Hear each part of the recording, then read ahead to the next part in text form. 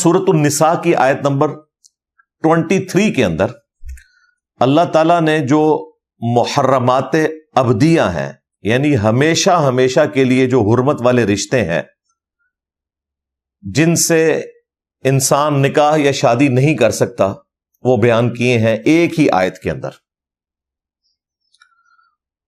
उसी आयत मुबारका के अंदर अल्लाह ताला ने रज़ात के हवाले से भी बयान कर दिया।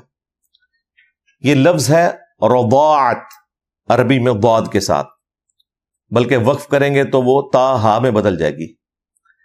रा के ऊपर जबर है। वैसे जो एक लफ्ज होता है रिजा, मर्जी, उसमें रा के नीचे जेर होती है। यह है रज़ा। तो रज़ात के जरिए जो रिश्ते हुर्मत वाले ठहरते हैं उनका भी जिक्र उसी आयत के अंदर मौजूद है। और वो दो रिश्ते बताए कि रज़ात के रिश्ते से जो तुम्हारी माएं हैं और तुम्हारी बहनें हैं वो भी तुम पर हराम कर दी गई हैं, यानी मर्दों को सेंटर्ड करते हुए ये बात की गई सूरत النساء की आयत नंबर 23 के अंदर।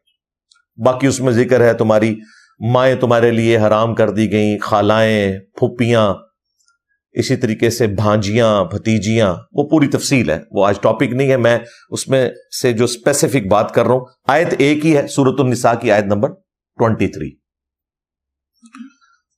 अब इसी आयत के कॉन्टेक्स्ट में सही बुखारी और सही मुस्लिम दोनों के अंदर एक हदीस मौजूद है कि अल्लाह के महबूब सल्लल्लाहु अलैहि वसल्लम ने इरशाद फरमाया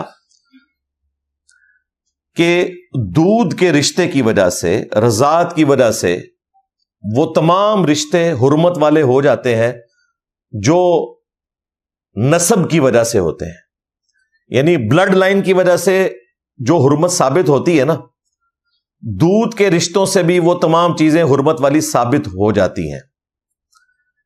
जिस तरह ब्लड रिलेशन में आपकी वालिदा है, दूध के रिलेशन में जिस औरत का आपने दूध पिया है वो भी बिल्कुल उसी तरीके से आपकी मां है।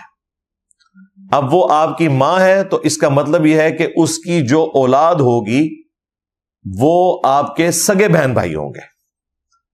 तो ये बुखारी मुस्लिम की हदीस उसको मजीद खोल कर बयान कर रही है जो कुरान हकीम में अल्लाह ताला ने हुर्मत वाले रिश्ते बयान किए।